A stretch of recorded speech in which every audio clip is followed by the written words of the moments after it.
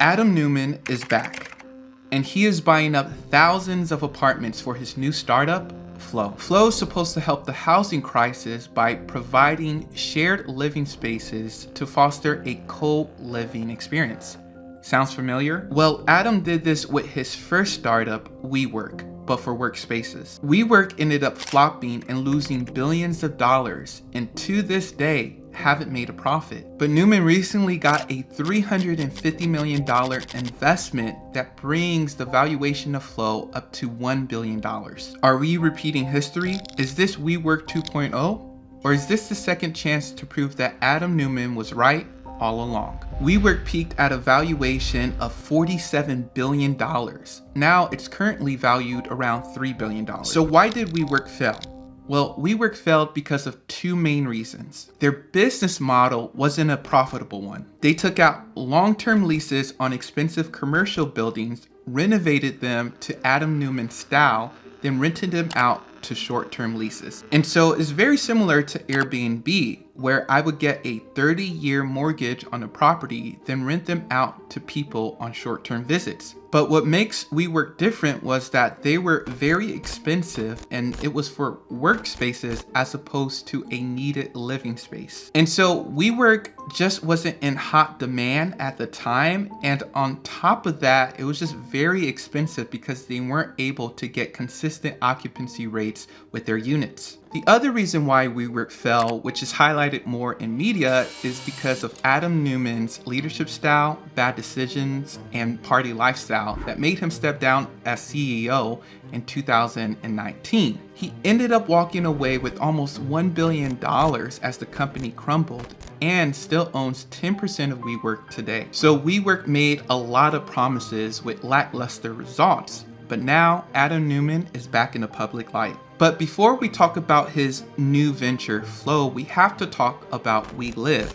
Now, WeLive was another brand under the WeWork company, which offered co-living spaces. They opened their first location in 2016 on Wall Street in New York City, and then another one in Virginia. The apartments, since it was a shared living space, required less of a down payment and less rent compared to traditional New York City rents. They also offered edgy Adam Neumann style dormitories, free drinks, catered Sunday dinners, and arcade games in the laundry room. Just like WeWork, WeLive was hyped up by Adam Neumann of great revenues and a cultural change in the way we live, but it didn't quite pan out that way. WeLive was swiftly phased out, never turned a profit, and then on top of that, the city of New York opened an investigation against WeLive that they illegally converted their apartments to hotel rooms. So how is Neumann's new startup Flow different than WeLive, and what exactly is Flow? Well, at the moment, Flow is shrouded in mystery. If you go on their website, it doesn't have any specific details or descriptions about what Flow is.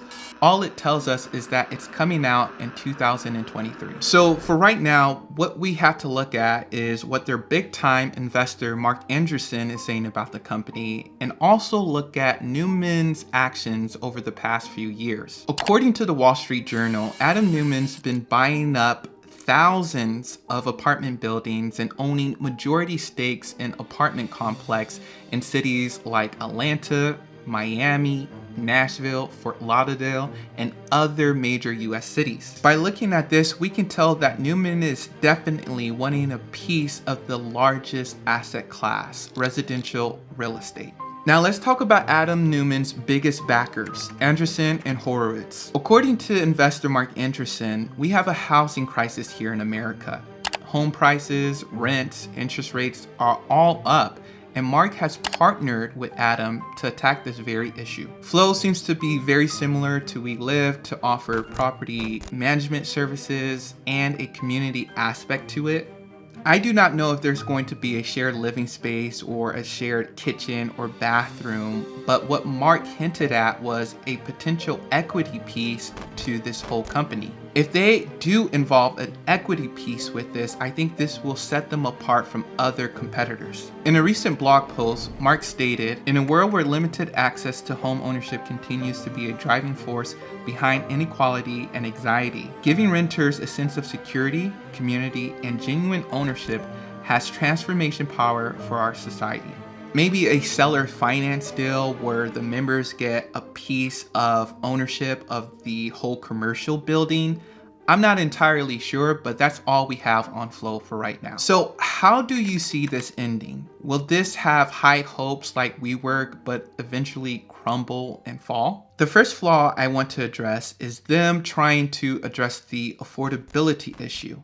But who exactly is their target market? To me, who they are trying to target are not the majority of people actually looking for living spaces on a medium household income. What they are trying to create seems like they won't benefit most people having a medium household income. Similar to WeLive, they are trying to target well-compensated millennials who can't quite afford high-style New York rents, but they can afford to pay $3,000 to $4,000 for an apartment.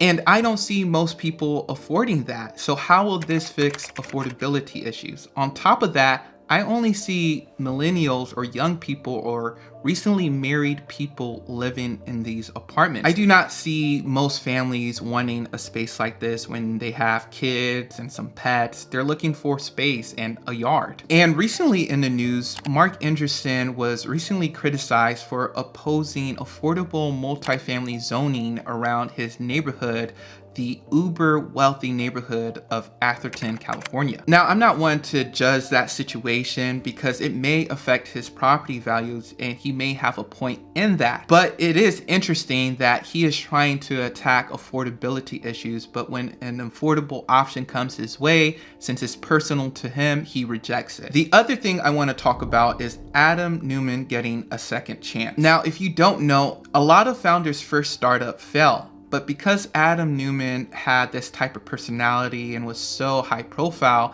his first failed startup was scrutinized a little bit more than other founders. I do believe he has great ideals, but his execution may not always be the best. If you look at WeWork today, WeWork is actually in the forefront of creating co-working space. Most of WeWork current business, they sell spaces out to Fortune 500 companies for their employees to work at. And they recently reported a 37% increase in revenue over the last year. So maybe Adam Neumann's idea of WeWork was just way ahead of its time because people are now using it and it is increasing in demand. So maybe Adam Neumann was right all along. Maybe WeWork was just way ahead of its time because it has increased in demand. Will this happen with Flow? Will it be a great idea but just be a little bit ahead of its time and fail but later do better? Let me know down below your thoughts. Should we give Adam Neumann a second chance? And what do you think is the best way to handle this housing crisis and affordability issues?